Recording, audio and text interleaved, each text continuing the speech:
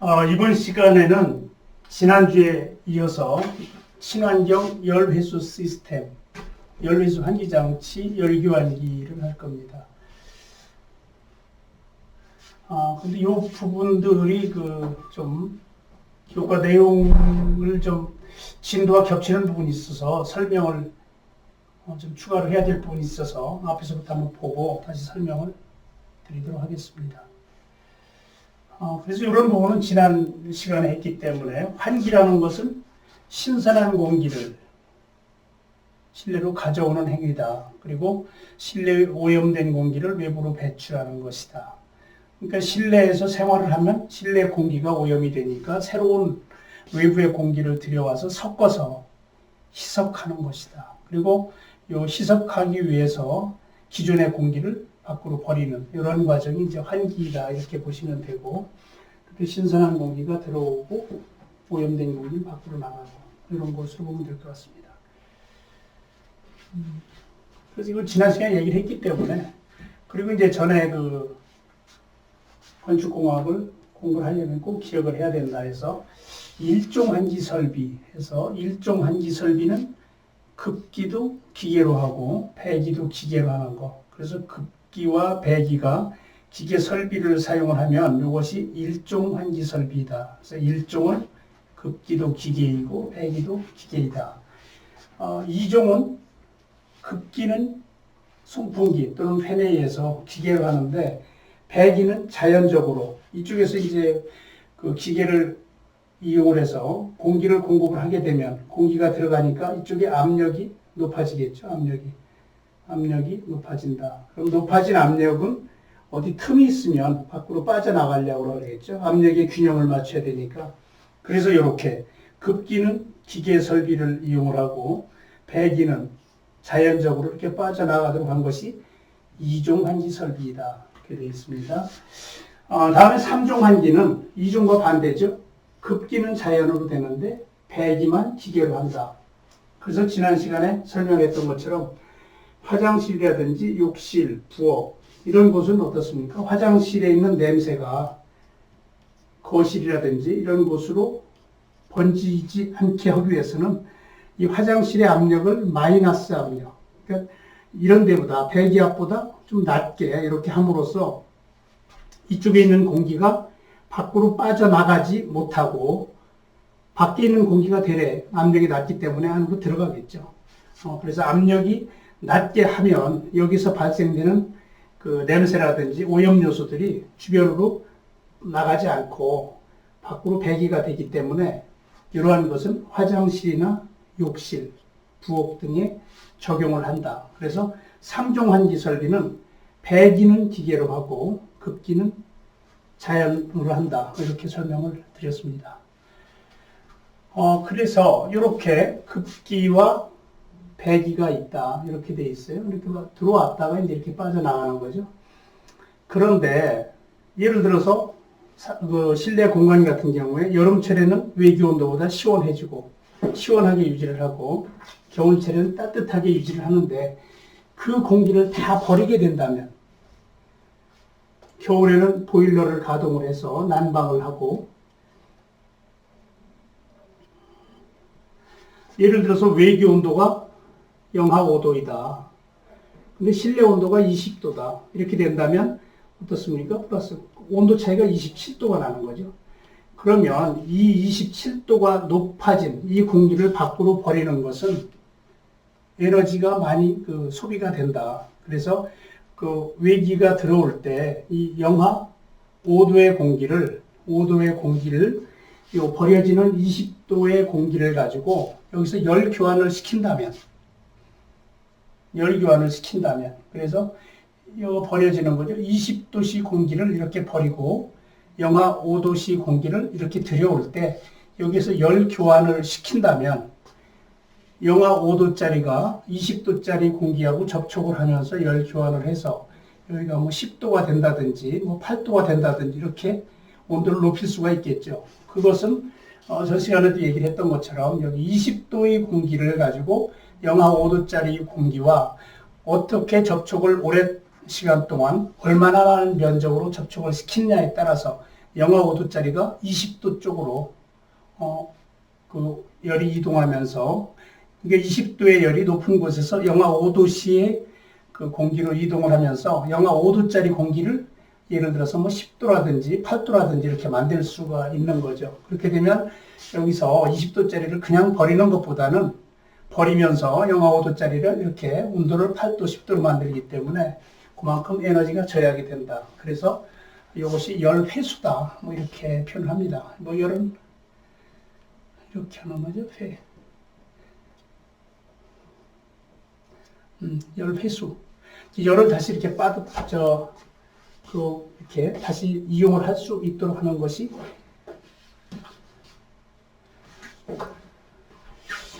이게 좀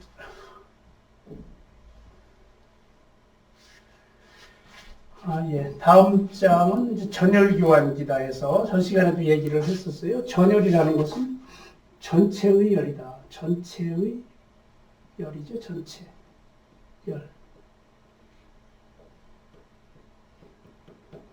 그래서 전체 열. 전열은 열에는 현열이 있고 잡열이 있다고 얘기를 했습니다. 잡열. 잡열. 그래서 현열은 온도와 관계가 있고 잡열은 습도와 관계가 있다. 그래서 이런 그럼 나중에 뭐 보겠지만 온도와 습도 관계는 나중에 다시 설명을 하기로 하고, 그래서 현열 교환이다 이런 얘기를 할 때 지난 시간에 현열 교환을 하기 위해서는 이 습도에 출입이 없는 그런 열교환기는 현열 교환기이다. 그래서 만약에 함석이라든지 또 뭐 비닐이라든지 뭐 플라스틱이라든지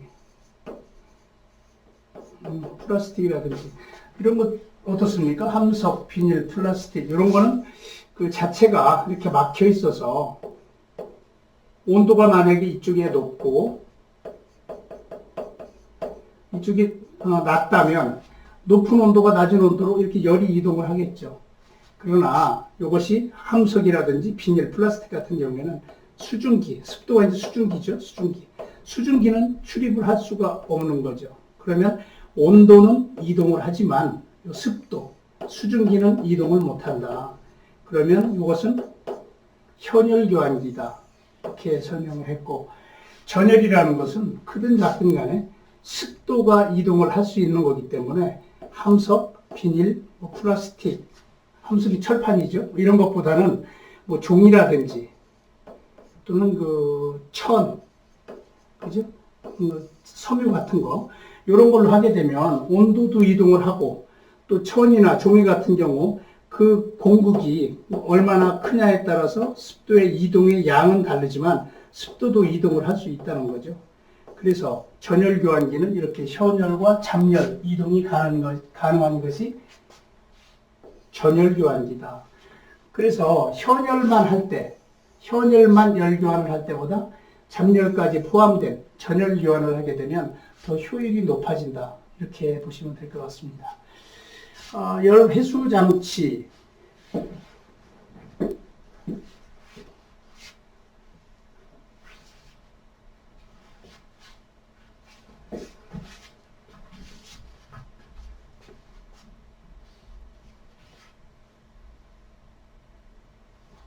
예, 됐습니다.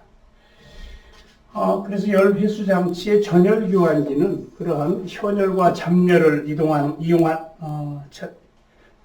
현열과 잡열을 이용해서 열 교환을 하는 것이 전열 교환기다. 이렇게 설명을 했고, 열 회수 장치에서 전열 교환기는 배기되는 공기와 도입되는 외기 사이의 열 교환을 통하여, 그래서 보통 그 설명을 할 때 겨울철 같은 경우 버려지는 공기가 한 22도 정도, 실내 온도를 설정 온도죠. 보통 외기 온도가 한 영하 5도씨라고 한다면 22도와 영하 5도에는 온도 차가 델타 T가 27도죠. 상당히 큰 온도 차죠.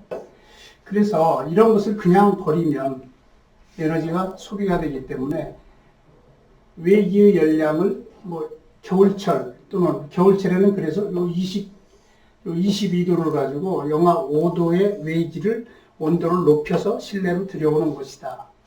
그리고 여름철에는 실내 온도는 26도 정도 되고 외기 온도는 뭐 보통 한 32도 정도 된다고 하면 26도짜리 공기를 밖으로 그냥 버리는 것보다 32도짜리와 열 교환을 시키게 되면 32도짜리가 외기가 들어오는데 이 온도가 26도와 접촉을 하면서 뭐 28도라든지 29도라든지 이렇게 되는 거죠. 그러면 32도짜리를 26도로 맞추는 것보다는 28도, 29도를 가지고 26도 맞추는 것이 더 에너지가 적게 들겠죠. 이제 그런 목적으로 이런 열교환기가 필요하다. 배기도 공기, 들어오는 공기도 공기라면 공기 대 공기 열교환기이다. 그래서 약 70% 이상의 에너지를 회수가 가능하다 이렇게 되어 있습니다.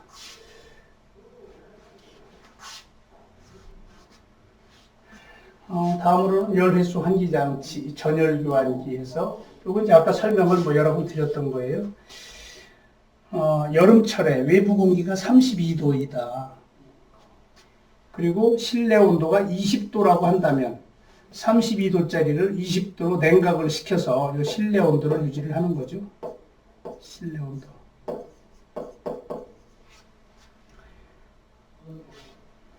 그래서 32도짜리 요 차가운 공기 요거를 가지고 요것을 냉각을 시키게 되면 22도짜리 찬 공기가 들어온다 이렇게 되어 있는데 요거는 사실 뭐 현실적으로는 쉽지 않을 것 같아요. 왜냐하면 32도짜리 공기하고 20도짜리 차가운 공기를 밖으로 버리기 때문에 32도짜리를 20도로 만들려면 에너지가 많이 들어가니까 20도를 가지고 32도짜리를 냉각을 시키는데 22도까지 냉각을 시킨다 이렇게 되어 있어요. 이거는 뭐 사실은 원래 이론적으로 보면 20도 공기와 32도 공기가 접촉을 해서 열교환을 하면 이론적으로는 무한 오랜 시간 동안 접촉 면적을 크게 하면 이론적으로는 뭐 20도씩까지 가능할지도 모르겠지만 이렇게 22도까지 낮추기에는 상당히 현실적으로 어려운 점이 있을 겁니다. 어쨌든 뭐 그런 걸 설명하기 위해서 한 것 같고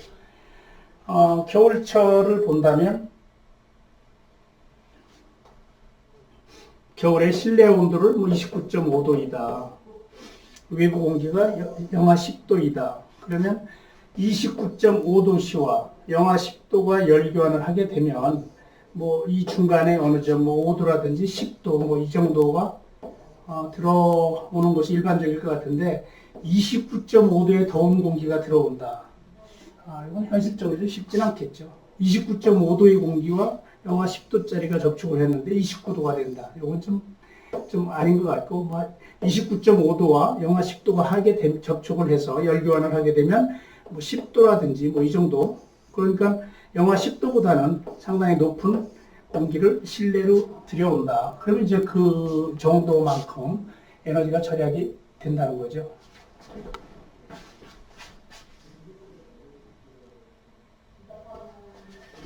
이것도 마찬가지죠. 이게 이렇게 요즘에 이런 경우가 이제 뭐 이게 주택입니다만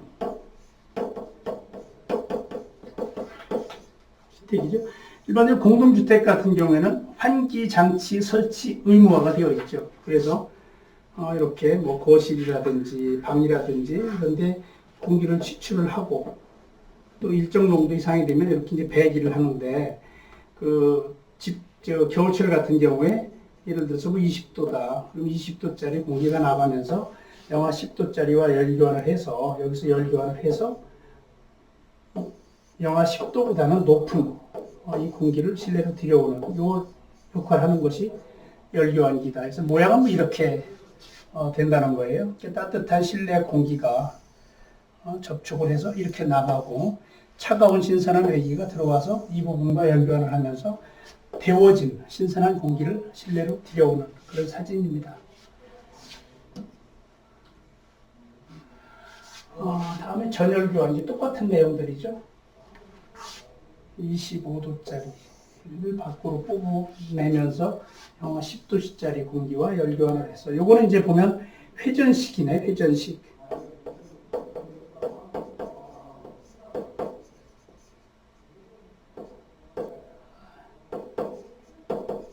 회전식. 아까 건 그 고정식이고, 그래서 이렇게 열교환을 하게 되면 이 부분에 따뜻한 공기를 공급을 한다. 25도짜리를 버리는데 24도가 공급이 된다. 이거는 뭐, 이 수치는 좀 여러 가지 상황들이 전제가 되지 않으면 좀 과하다. 이런 생각이 듭니다. 이것도 마찬가지죠. 그래서 전열교환기를 보면 이렇게 실내 공기를 이렇게 버리고 외부 공기를 이렇게 들어오면서 여기서 열교환을 해서 우리가 그 버려지는 열로부터 열 취득 또는 제거를 하는 것이 이렇게 되는 게 고정식이고, 이것은 회전식이라는 거죠. 회전식. 여기는 로터가 빙빙 돌면서 실내 공기가 이렇게 배기가 되고 이렇게 들어오는데, 이 그림 뒤에 나오니까 다시 보도록 하죠. 전열교환기의 종류에서 고정식 열교환기, 펄프. 그러니까 이게 아까 얘기했던 것처럼 펄프라면 이게 종이 계통이죠, 종이. 그래서 그 뭐 함석이라든지 또 비닐이라든지 플라스틱이라든지 이런 거 같은 경우에는 그 틈이 없어서 수분의 출입이 없다. 출입이 없다. 그래서 출입이 없으면 이것은 현열교환기인데, 이 천이라는 게 펄프, 천 뭐 이런 것들은 그 틈을 통해서 수분이 이동을 하기 때문에 이런 것을 전열교환기라고 한다. 교대 배열 방법. 이거는 뭐 이제 뒤에도 나오고 지난 시간에 설명을 했던 것 같아요. 그래서 이렇게 돼 있는데, 여기는 영하 5도짜리가 10도짜리가 가고 여기 20도짜리가 가고 영하 10도, 20도 이렇게 되면 20도짜리 공기가 영하 10도짜리 공기를 높여서 이게 나갈 때는 영하 10도가 아니고 뭐 한 5도가 된다든지 8도가 된다든지 이렇게 되겠죠. 그래서 이렇게 교대 배열 방법을 하는 것. 회전식은 로터의 저속 회전 또는 흡습제는 습기를 제거한다는 거죠. 그래서 회전을 하기 위해서는 벨트를 구동을 하든지 또 체인 구동 방식 이런 것들이 있다. 다음에 이제 열 회수 환기 장치 전열교환기 효율입니다. 효율. 그래서 전 시간에도 설명을 했는데 이 부분은 상당히 좀 쉽지가 않아요. 그래서 한번 설명을 다시 먼저 보도록 하겠습니다. 이것이 뭐냐면 공기선도거든요. 공기선도.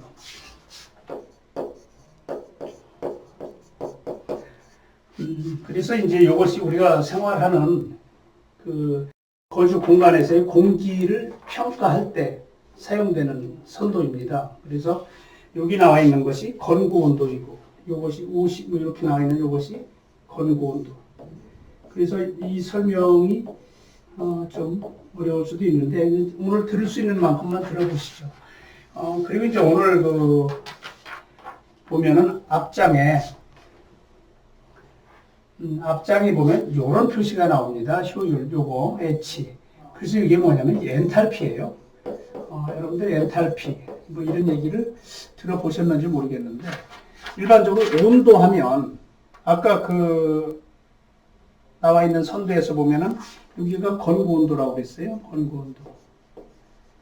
그래서 이렇게 수직으로 내리게 된다면 이것은 건고온도다. 건고온도. 그런데 여기서는 표시가 엔탈피이기 때문에 엔탈피는 이렇게 보면 여기에 엔탈피 선이 있어요. 엔탈피 선. 그래서 다음 장을 잠깐 보면 이것이 엔탈피거든요. 엔탈피. 그래서 오늘은 해당되는 부분만큼만 한번 설명을 드려보도록 하겠습니다. 예를 들어서 다시 앞에 같이 띄웠으면 좋겠는데 모양을. 요걸 먼저 볼까요? 요걸 보면 여기가 H2원입니다. H1 겨울철이에요. 그러면 여기가 조건이 어떻게 되냐면 22도씨에 상대 습도가 50%. 그러니까 이 상대 습도라는 얘기를 또 해야 될 것 같은데, 상대 습도. 우리가 겨울철에 강원도에서 불이 나면 꺼지지 않고 계속 탄다. 그것은 뭐 방송에서 들어서 알겠지만 습도가 낮다 이런 얘기를 해요. 습도. 이제 거기서 얘기하는 습도가 상대 습도인데, 겨울철에는 상대 습도가 낮고 또 여름에 장마철에 후덥지근할 때 끈적끈적하다. 이럴 적은 상대 습도가 높다는 거죠. 그건 다시 다음 장에서 설명을 할게요. 그래서 이것이 배기 공기이고, 그러니까 전열 교환을 할 때, 실내 공기를 이렇게 버린다. 그럼 여기가 22도짜리를 버리고, 여기서 영하 5도짜리를 들여와서, 이게 뭐 10도가 되든지, 이게 뭐 한 5도가 되든지, 뭐 이렇게 되겠죠. 22도짜리가 영하 5도짜리와 접촉을 해서 10도짜리 공기를 만들고, 그럴 경우에, 여기서 보면 여기가 실내 공기가 22도 였던 것이 5도씨까지 떨어졌다. 5도씨. 그리고 외부, 겨울철의 외부 공기는 영하 5도였는데 10도까지 올라갔다. 이러할 경우에 이렇게 22도짜리가 5도가 되고 영하 5도짜리가 플러스 10도가 될 경우에 효율은 얼마냐 이거거든요. 그래서 지금 여러분들이 친환경 에너지 계획을 하면서 이렇게 열교환기의 효율까지 공부하는 건 사실 힘듭니다. 그래서 그렇지만 요 과정 중에 나와 있기 때문에 설명을 드리는 것 정도로만 할 테니까 크게 부담은 갖지 않으셔도 될 것 같습니다. 여름철 볼까요? 여름철 실내 공기가 26도이다.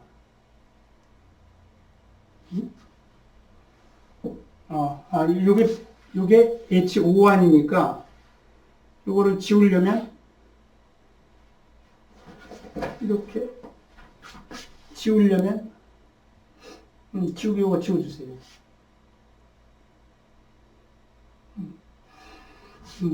그래서 H5안이기 때문에 이게 외기 온도가 예를 들어 32도이다. 32도. 그리고 실내 배기 여기가 여름철에 26도이다. 26도. 그러면 26도짜리와 32도짜리가 열교환을 해서 예를 들어서 이게 29도가 됐다. 29도. 그리고 29도까지 낮추기 위해서 이 부분은 29도까지 올려주고 이 부분은 한 28도가 됐다고 해볼까요? 이러한 경우를 가지고 효율을 계산을 해보도록 하겠습니다. 그러니까 네, 됐습니다. 됐어요. 다시 한번 하더라도 겨울철을 보도록 하겠습니다.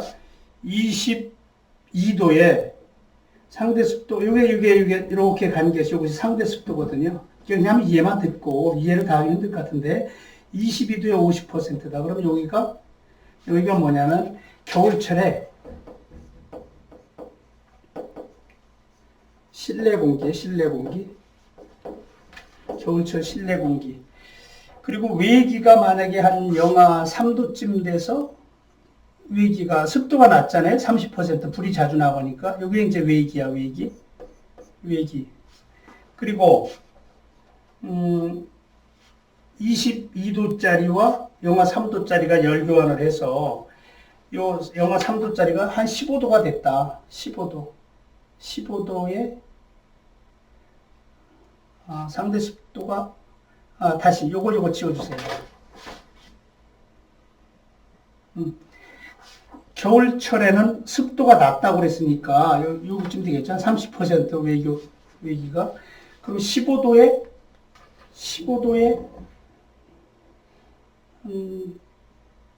50%, 15도에 50%. 그러니까 그리고 22도짜리가 열교환을 해서 10도가 됐다. 10도. 그러면 예를 들어서 여기쯤 왔다. 그러면 이렇게 되고 이거는 이렇게 된 거예요. 그래서 이거는 이제 겨울철 실내 공기가 외기를 열교환을 하면서 10도까지 떨어졌고 15도까지 올렸다. 이러할 경우에 아까 그 공식을 보면 효율이 H2완 빼기 H5완분의 H52 빼기 H5완이거든요. 그러면 아까 엔탈피가 요거라고 얘기를 했습니다. 그러면 H2완이 요 22도의 경우에 이렇게 엔탈피를 따라가 보니까 한 43쯤 된다. 예를 들어서 43 빼기 H5완 요거죠. 요거의 엔탈피는 영하 3도 하면은 한 개 1이 남아 이렇게 봅시다. 0 뭐 한 요쯤 된다고 보면 1분의 H52 그래서 이렇게 가지고 오니까 여기까지 가열이 됐다. 이런 경우 이렇게 보니까 한 30대네 30. 그 다음에 H5완이니까 여기서 1이라면 1이죠. 그러면 빼기야. 그러면 42분의 29다. 그럼 29 나누기 42 하면 몇 퍼센트죠? 29 나누기 42, 29 나누기 40. 그럼 70% 한번 해보세요. 0.7 정도 나오나? 29 나누기 42.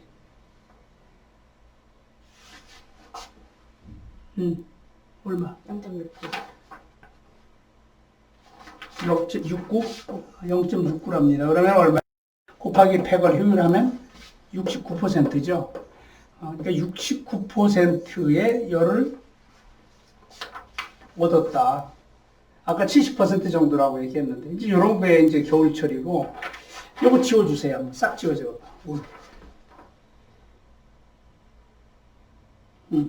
여름철 한번 볼까요? 실내 공기 외기가 32도, 여름철은 외기온도 한 32도 되죠? 장마철에 덥단 말이에요. 한 요 정도, 75%. 이게 이제 외기야.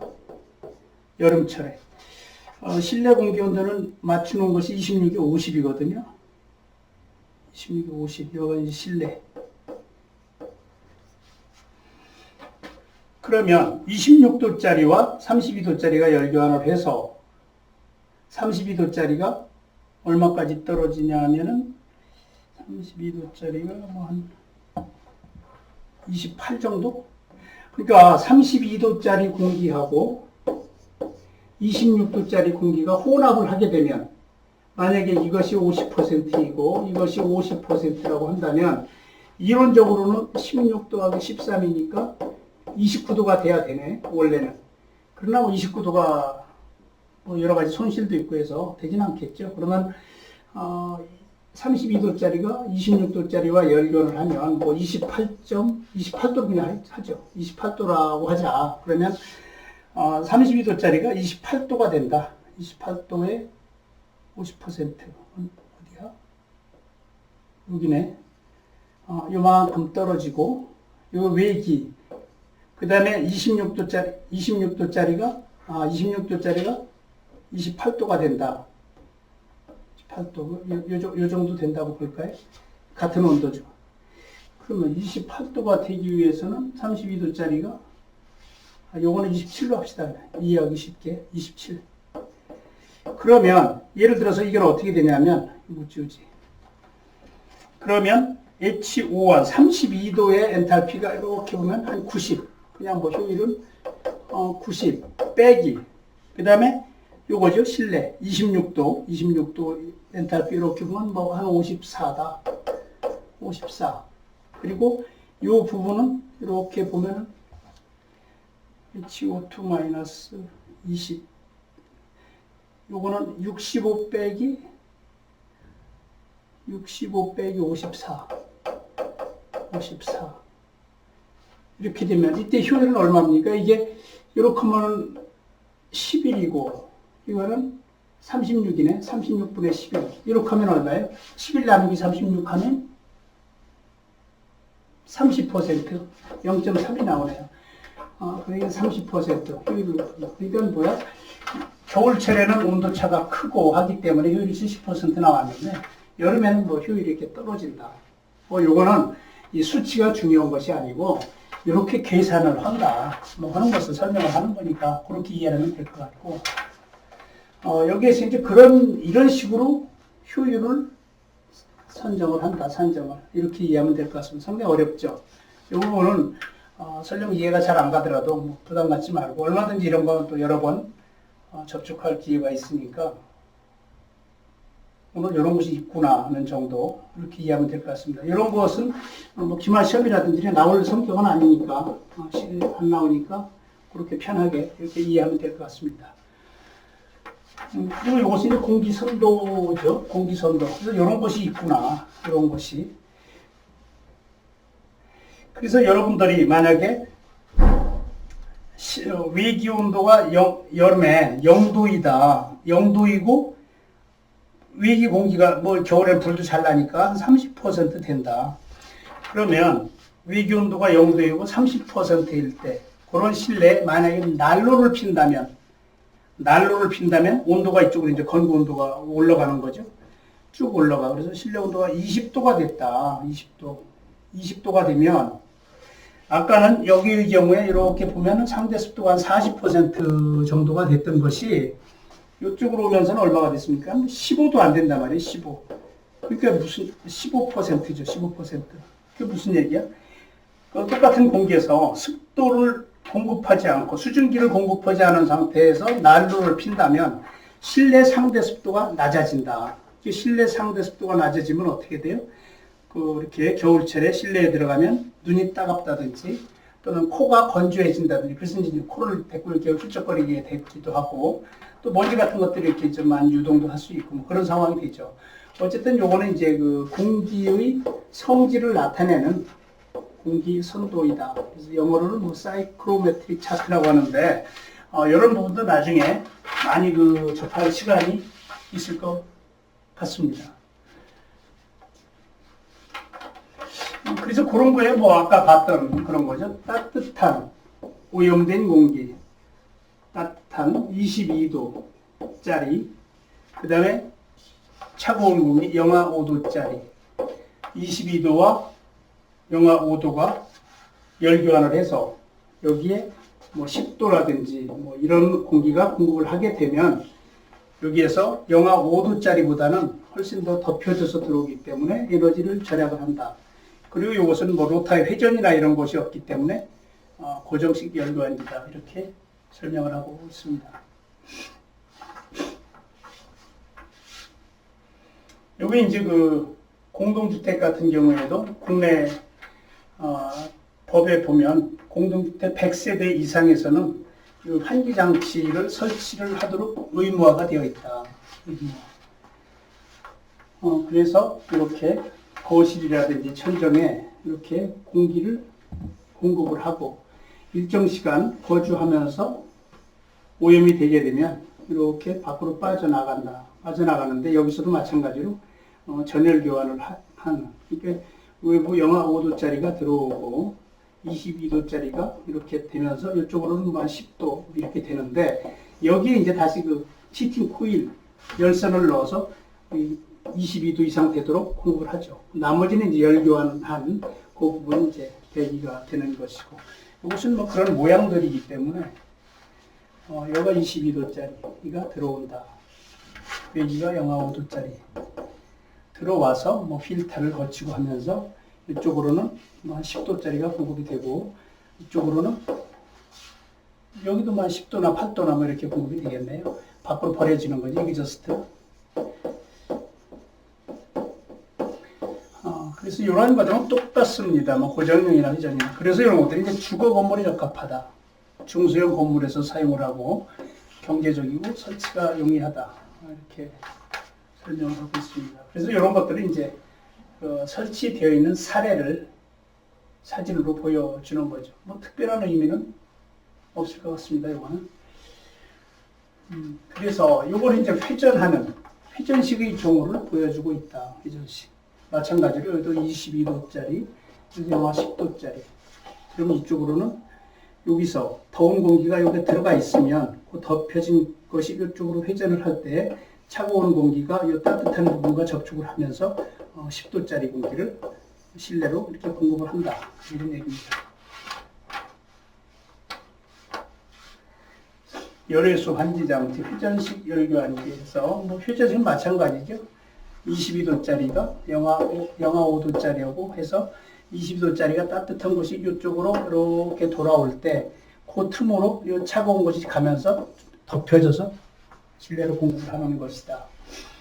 그래서 실내 온도가 22도일 때 계산 결과를 보면 열기환 효율이 75%일 경우에는 외부 온도가 5도씨일 경우에 17도, 17.75도가 공급이 됐고 효율이 85%이면 19.45도가 되더라.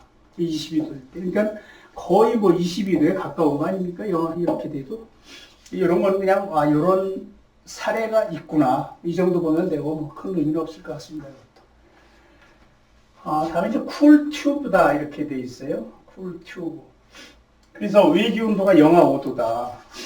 영하 5도인데 땅 속에는 외기 온도보다 다른 온도가 형성되어 있죠.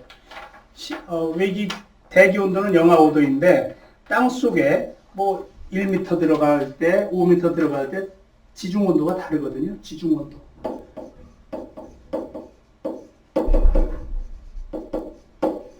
그래서 그걸 이용을 하는 거죠. 영하 5도짜리가 그 주택에 바로 공급을 하게 되면 영하 5도짜리가 들어오겠지만 이렇게 땅속에 배관을 튜브를 묻어놓고 그 땅속 같은 경우는 뭐 겨울철에도 영상 15도라든지 뭐 18도라든지 이렇게 되잖아요. 그럼 영하 5도짜리가 요 15도, 18도를 거쳐 오면서 영하 5도가 공급되는 것이 아니고 뭐 한 5도짜리가 공급이 된다든지 뭐 8도가 공급이 된다든지 이렇게 되겠죠.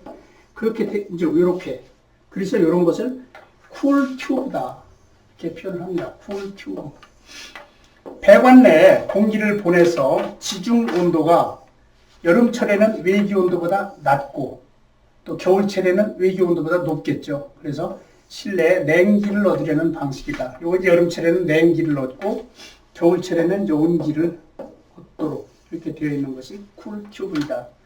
그래서 이것은 건물 바닥 면적이 넓은 건물에 도입하는 데 유리하다.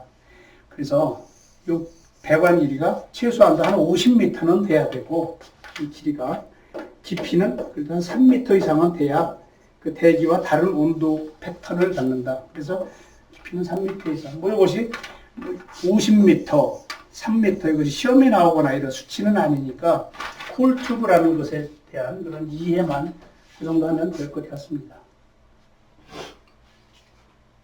그래서 열교환기는 우리가 이제 공기를 사용을 할 때 현열교환과 전열교환해서 전열교환은 온도와 습도가 이동하는 것이 전열교환기이다. 그리고 전열교환을 하기 위해서는 그 소자로는 종이라든지 천 이런 것들이 가능하고 또 현열만 할 때는 함석이라든지 비닐이라든지 플라스틱 등 그 습도의 이동이 없는 경우는 현열교환기라고 한다 이렇게 설명을 했습니다. 그럼 이것은 뭐냐면 이제 유체죠, 유체 뭐 흐르는 물이 물이나 뭐 기름이라든지 뭐 이런 건 하여튼 물이죠, 물. 온도가 높은 물체에서 낮은 물체에 효율적으로 열을 이동시키는 장치며 일반적으로 액체 또는 기체 등의 유체를 취급한다. 가열 및 냉각 용도로 사용된다. 이렇게 돼 있어요. 다음에 판형 열교환기. 이 판형은 뭐야? 이게 플레이트죠. 판형. 지열 시스템 또는 해수 냉난방 시스템에서 사용된다. 건물에서는 판형 열교환기가 주로 사용된다. 이것이 판형 열교환기인데, 이 그림은 다음에 사진이 너무 상세한 것들이 많기 때문에 다음에 보면 될 것 같고. 다음에 이제 쉘 앤 튜브예요. 쉘, 조개죠, 조개. 그러니까 이러한 모양의 이 안에 이제 튜브가 들어가 있다. 그런 거죠.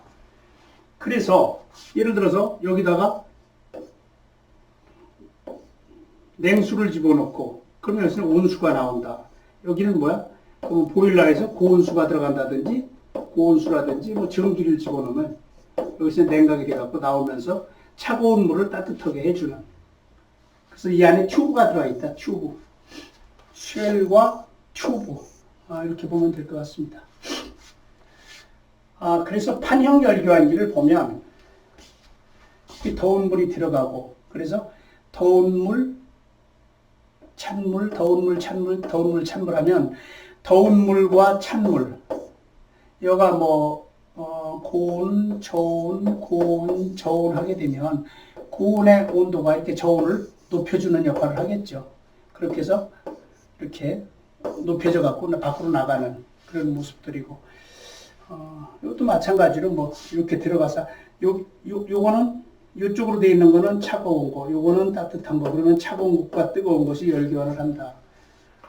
그렇게 되는 거고 이것도 마찬가지로 여기서 따뜻한 것이 공급이 되면 이 안에 있는 배관들의 그 물이 온도가 높아진다든지 뭐 이런 거거든요. 이게 뭐 특별한 내용은 아닌데요.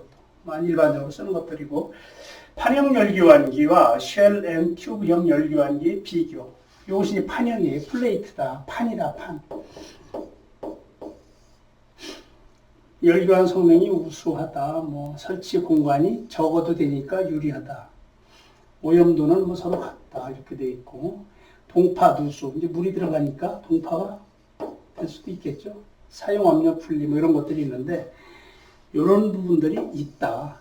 이런 거를 한번 보시는 정도만 해도 되고, 이런 부분들은 나중에 이런 상황들은 용량이라든지 또는 그 사용하는 작동 유체에 따라서 많이 달라지기 때문에 이걸 보고 외우거나 이럴 필요는 없습니다. 참고적으로 암기는 필요 없고, 이런 열을 교환하는 이런 것들이 있구나. 이렇게 보시면 될 것 같습니다. 아까 얘기했던 너무나 상세한 그림이죠. 그러면 우리가 이제 볼 때 차가운 물이 들어간다, 이쪽으로.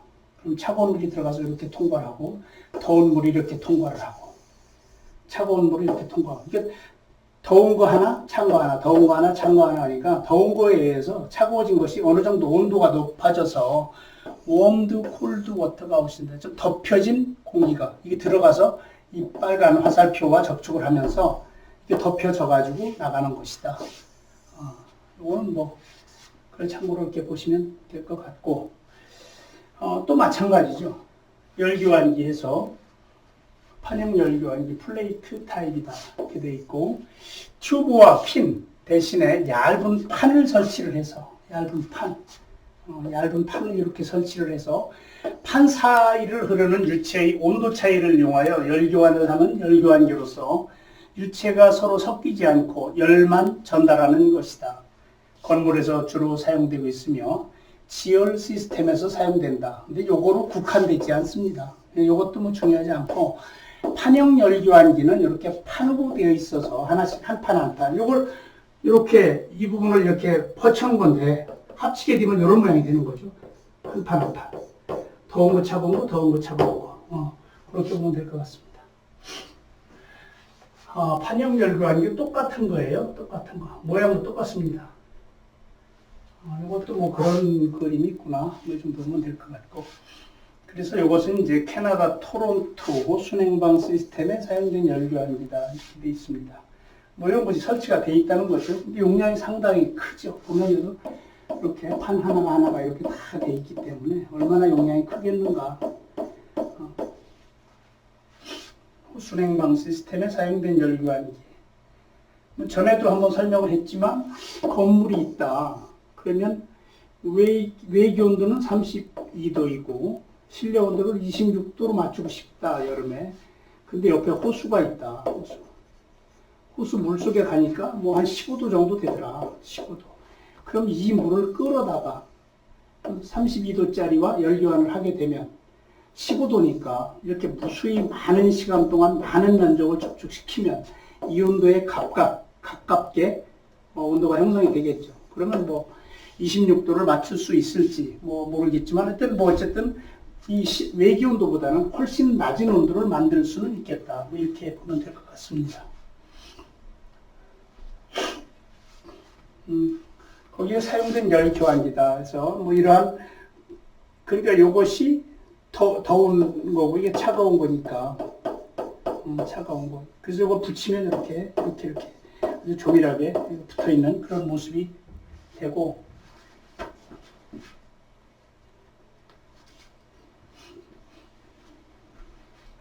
요건 이제 쉴 앤 튜브형 열교환기입니다. 그래서 내부에 많은 전열관을 갖추고, 이 배관이죠. 이것들이 배관을 이렇게 많이 갖추고, 이 관벽을 거쳐서 동체 측 유체와 관내 유체 간의 열교환을 하는 것이다. 이렇게 되어 있습니다. 그러면 여기서 들어간 것이 코일을 통과를 하고, 코일을 통과해서 나갈 때 여기서 들어온 물이 이 내부에 따뜻한 물과 접촉을 하면서 여기에 들어간 물이 덮여져서 이렇게 나오게 되겠죠. 덮여져서.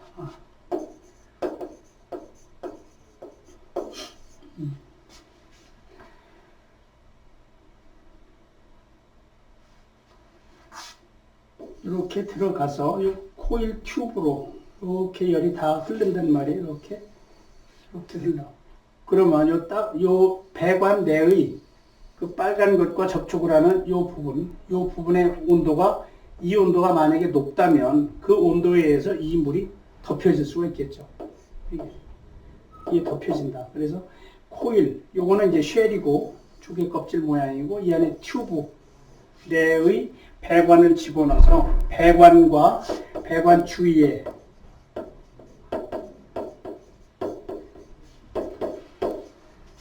물이 열교환을 해서 열교환을 하는 것이 쉘 앤 튜브 타입이다. 이렇게 되어 있습니다.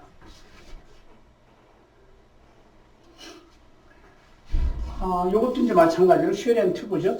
그래서 이런 부분들은 이제 석유 정제, 석유 화학, 일반 화학 장치에 널리 사용되고, 고압, 저압, 고온, 저온에 관계없이 재료의 사용 허용 범위 내에서 가열, 냉각, 증발, 응축의 모든 용도로 적용 가능하며 널리 사용되고 있다. 이렇게 되어 있습니다.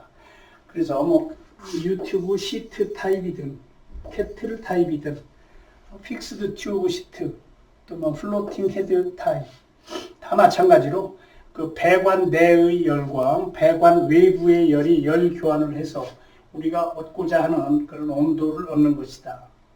그래서 전열 교환기를 설명을 했었고, 다음에는 그 판형 열 교환기 설명을 했었고, 그 다음에 쉘 앤 튜브형 열 교환기에 대해서 오늘은 공부를 좀 해봤습니다.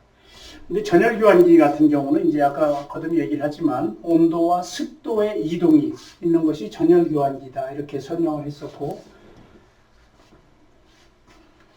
그 설명을 했었고, 전열 교환기 같은 경우에 효율은 그 아까 그 공식에 엔탈피를 가지고 계산하는 그런 공식도 보여드렸습니다. 그래서 그 열교환기에는 이런 정도가 있구나. 뭐 그 정도 이해하면 될 것 같고, 오늘 수업은 좀 부분적으로 내용이 너무 그 상세하게 들어간 부분이 있어서 지난 시간에 있어서 이어서 부연 설명을 하도록 했습니다. 뭐 이해가 됐는지 모르겠는데, 설령 오늘 내용이 이해가 잘 안 가더라도 이런 부분들은 나중에 공부하면서 여러분 그 숙지를 하다 보면 충분히 이해가 갈 것으로 생각을 합니다. 오늘 수업은 이것으로 마치도록 하겠습니다. 네, 수고하셨습니다.